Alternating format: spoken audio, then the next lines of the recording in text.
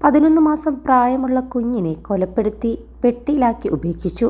താനൂരിൽ നവജാത ശിശുവിനെ കൊലപ്പെടുത്തി കുഴിച്ചുമൂടിയ സംഭവം നടന്ന് മണിക്കൂറുകൾക്കിടയിലാണ് നാടിനെ നടുക്കിയ മറ്റൊരു ശിശുഹത്യ നടന്നിരിക്കുന്നത്.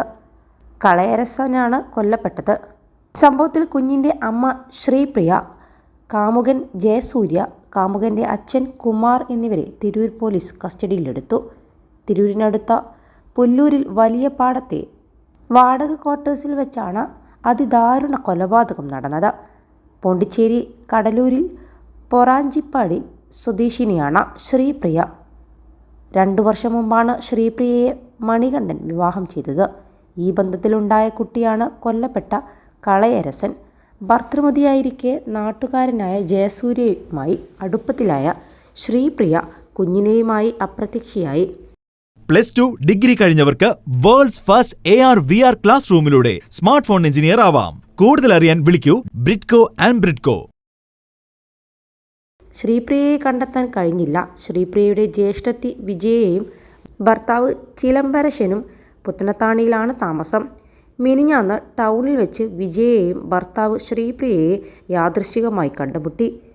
തിരോധാനം ചെയ്ത ഭർത്തൃ സഹോദരിയെ കണ്ട വിവരങ്ങൾ തിരക്കിയപ്പോഴാണ് കുഞ്ഞിനെയുമായി ജയസൂര്യനോടൊപ്പം പുല്ലൂരിൽ ക്വാർട്ടേഴ്സിൽ താമസിക്കുകയാണെന്ന് പറഞ്ഞു. ഇന്നലെ ഇയാൾ പുല്ലൂരിലെ ക്വാർട്ടേഴ്സ് തേടിപ്പിടിച്ച് ശ്രീപ്രിയയെ വന്നു കണ്ടു. ജയസൂര്യനും ഇയാളുടെ അച്ഛനും അമ്മയും അവിടെ ഉണ്ടായിരുന്നു. കുഞ്ഞ് എവിടെയുണ്ടെന്ന് ചോദിച്ചപ്പോൾ അപസ്മാരത്തിൻ്റെ അസുഖം വന്ന് തിരൂർ ജില്ലാ ആശുപത്രിയിൽ എത്തിച്ചെന്നും അസുഖം മൂർച്ഛിച്ചതോടെ കോഴിക്കോട് മെഡിക്കൽ കോളേജ് ആശുപത്രിയിലേക്ക് മാറ്റിയെന്നും പറഞ്ഞു. പരസ്പര വിരുദ്ധവും സംശയാസ്പദവുമായ മറുപടിയിൽ പന്തികേട് തോന്നിയ ഇയാൾ വിവരം നാട്ടുകാരെ അറിയിച്ചു.